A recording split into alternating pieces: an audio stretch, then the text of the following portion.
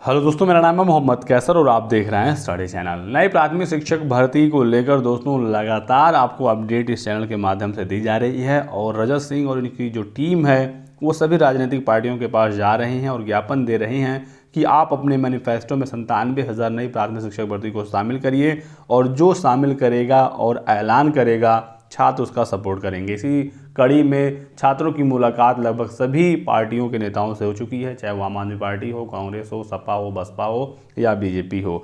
सपा से आप देख सकते हैं दोस्तों, इन छात्रों की मुलाकात हुई थी और उन्होंने एक ज्ञापन सौंपा था और इस ज्ञापन में चयन की प्रक्रिया का भी उल्लेख था, जिसको लेकर काफ़ी विवाद हो गया है। ये वो ज्ञापन है जिसे रजत सिंह ने सौंपा था माननीय सुनील सिंह साजन को, जो कि एमएलसी हैं समाजवादी पार्टी उत्तर प्रदेश। हालांकि ये छात्र सबको ज्ञापन सौंप रहे हैं, लेकिन जो मुकाबला है इस चुनाव में वो बीजेपी वर्सेस एसपी का ही है। तो ज़्यादा फोकस इन्हीं दो पार्टियों में है कि यदि इनकी सरकार बनती है तो भर्ती जल्द से जल्द निकले। और सपा को लेकर एक कन्फ्यूज़न हमेशा से मन में रहता है कि शिक्षक भर्ती यदि आई तो क्या वो सिर्फ एकेडमिक मेरिट पर होगा या फिर सुपर टेट वो कराएंगे। तो छात्रों की मांग है कि सुपर टेट जरूर होना चाहिए, जिससे सभी छात्रों को मौका मिले।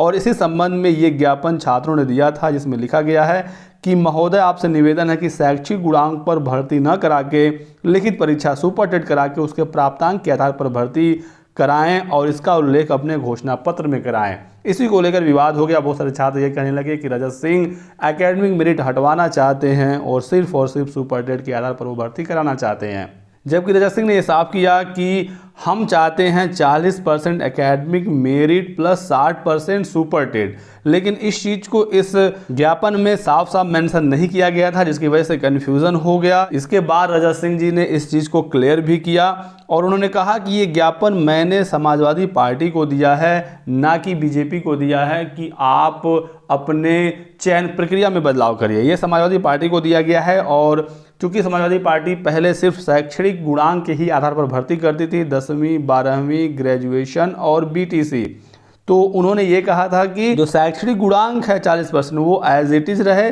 लेकिन इसमें सुपर टेट को भी जोड़ा जाए। तो विवाद होने की वजह से इस ज्ञापन को भी वापस ले लिया गया है और एक फ्रेश ज्ञापन सौंपा जाएगा बहुत ही जल्द और ये जो कन्फ्यूज़न है उसे समाप्त किया जा रहा है और रजत सिंह जी ने इस चीज़ को क्लियर भी किया है।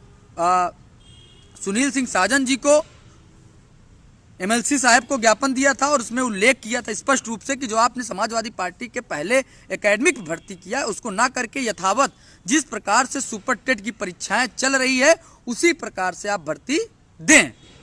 जिसमें मैंने उल्लेख किया था, महोदय आपसे निवेदन है कि शैक्षिक गुणांक पर भर्ती ना करा करके, शैक्षणिक गुणांक क्या है, जो अखिलेश सरकार में हाई स्कूल, इंटर, ग्रेजुएशन और बीटीसी के आधार पर इनको जोड़ करके इसके आधार पर भर्ती चयन प्रक्रिया होती थी, उसको उस आधार पर ना करा करके आप एकेडमिक और प्लस सुपर टेट दोनों को जोड़ करके लिखित परीक्षा सुपर टेट करा करके उसके प्राप्तांक के आधार पर भर्ती कराने की प्रक्रिया का उल्लेख अपने घोषणा पत्र में कराने की कृपया करें, जिससे हम सभी 20 लाख प्रशिक्षुओं के समान का अवसर प्राप्त हो सके तथा प्रदेश के नवनिहालों के गुणवत्तापूर्ण शिक्षक प्राप्त हो सके।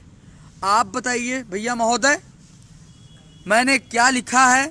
आप सोशल साइट पे कुछ अराजक तत्व के कहने पर आप बहकावे में आ जाते हैं। दोस्तों, यहाँ से ये क्लियर है कि छात्रों की जो मांग है वो 40% एकेडमिक और 60% सुपर टेट का है, तो इसमें अब कोई कन्फ्यूज़न नहीं है। हालांकि बहुत सारे ऐसे छात्र भी हैं जो ये मांग करते हैं कि सिर्फ सुपर टेट के ही आधार पर भर्ती हो, लेकिन दोस्तों सुपर टेट के ही आधार पर यदि भर्ती होती है तो भ्रष्टाचार के जो चांसेस हैं वो काफ़ी ज़्यादा बढ़ जाते हैं। एक परीक्षा में जब सब कुछ तय होने लगेगा तो लोग उसमें ज़्यादा गड़बड़ करने की कोशिश करते हैं, ये आप सभी लोगों को पता ही होगा। तो ना भर्ती सिर्फ एकेडमिक मेरिट पर करने की मांग की गई है और ना ही सिर्फ सुपर टेट पर करने की मांग की गई है, दोनों का कॉम्बिनेशन की ही मांग की गई है जो प्रेजेंट में व्यवस्था है, यानी 40% एकेडमिक और 60% सुपर टेट।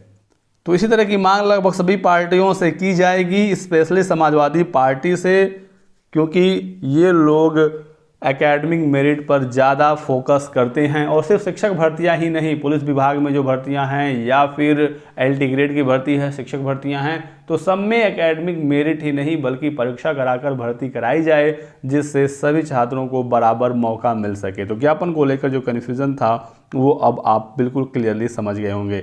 हालांकि जब सरकार बनेगी, यदि सरकार बनती है समाजवादी की, तो यहाँ पर ये क्लियर नहीं है या 100% नहीं है कि जो आप ज्ञापन सौंपेंगे या जो आप मांग करेंगे वही होगा, क्योंकि उस समय तक हो सकता है नई शिक्षा नीति पूरी तरह से लागू कराकर नई शिक्षा नीति के आधार पर भर्ती कराया जाए, जिसमें टेट का 1/4, तो उसमें बहुत सारी चीज़ें हैं। हो सकता है केंद्र स्तर पर इसका पूरा व्यवस्था बने और राज्यों का उसमें हस्तक्षेप काफ़ी कम हो।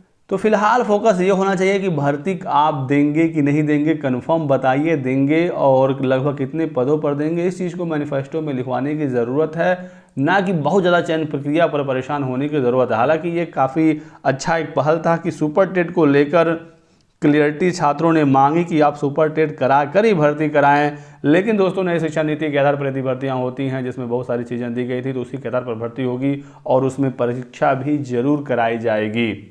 शिक्षा मित्रों को लेकर बार बार समाजवादी पार्टी में कहा जाता है कि उन्हें परमानेंट किया जाएगा, तो उन्हें परमानेंट करें, इससे किसी को समस्या नहीं होनी चाहिए, लेकिन नए पदों पर भर्ती जरूर आए। और जो छात्र मांग कर रहे हैं 97,000 का, यदि आप शिक्षा मित्रों को परमानेंट करने के बाद भी 97,000 भर्ती देते हैं तो इसमें किसी को समस्या मुझे लगता है नहीं होना चाहिए। बाकी सरकार किसकी बनेगी ये तो 10 मार्च को ही पता चलेगा, इसीलिए छात्र बीजेपी के भी पास जा रहे हैं, उनसे भी बात संवाद कर रहे हैं। हो सकता है कि दोबारा से यही सरकार बने तो भर्तियों में कोई समस्या ना आए, और सरकार ये दोबारा चुनकर आती है तो वो तुरंत भर्ती दे, इसके लिए भी प्रयास जारी है। तो यही था दोस्तों इस वीडियो में इंपॉर्टेंट अपडेट। मैंने यहाँ पर सारी चीज़ें बिल्कुल क्लियर करने की कोशिश की है, आप इसको समझ भी गए होंगे। वीडियो पसंद आया तो लाइक और शेयर कर दीजिएगा, चैनल को सब्सक्राइब करके बेल आइकन दबा लीजिए दोस्तों, ताकि आपको इसी तरह की सभी लेटेस्ट और ऑथेंटिक इन्फॉर्मेशन मिलती रहे। Thanks for watching.